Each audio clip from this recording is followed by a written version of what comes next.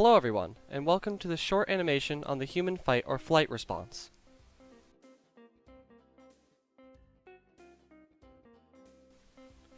This is Robert.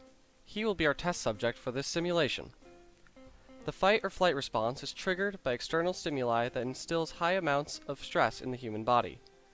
For example, the fight or flight response will trigger if Robert is put in some form of immediate danger, like a bear for instance.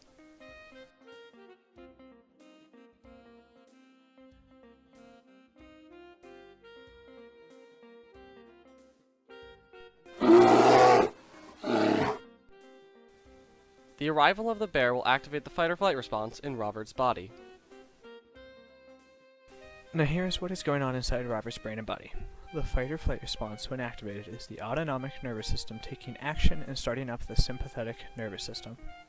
The specific nervous system utilizes the endocrine system within the body to achieve a list of actions that need to be done before the situation can be addressed itself.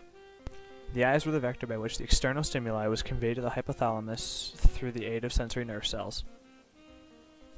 The hypothalamus itself releases hormones called hypothalamic hormones, which regulate the secretion of pituitary hormones. It also maintains homeostatic systems in the body, such as body temperature, hunger, and the circadian rhythm. The hypothalamus also maintains the function of combining the nervous system to the endocrine system through the pituitary gland. In this specific circumstance, Robert's hypothalamus has released a neurohormone that has told the pituitary gland to send a message down to the adrenal cortexes above the kidneys.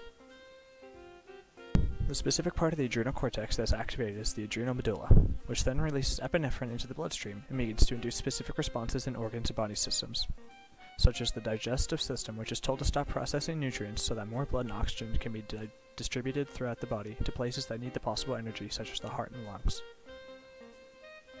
Epinephrine, more commonly known as adrenaline, never enters the specific organs or systems but binds to the outside receptors to achieve the specific goal, and eventually is passed along throughout the circulatory system along with the extra blood being pushed to outward functions, because you don't need to digest food when your body's preparing to run or fight. Any sexual urges are also repressed in this state. Once epinephrine reaches the heart, a message is relayed to instruct the heart to increase the beats per minute it achieves. This is done so the circulatory system speeds up and transports the epinephrine rapidly throughout the body and increases the amount of oxygen and nutrients being supplied to the body. The lungs are then implicated in this process by increasing the rate and depth of breaths taken so as to accommodate the increase in beats per minute of the heart.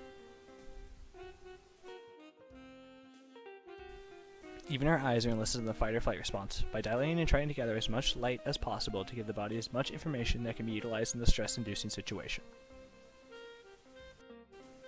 Now that Robert has all of these processes happening simultaneously, he has the resources necessary to either run or stand and fight. The choice is left to Robert with his heightened senses.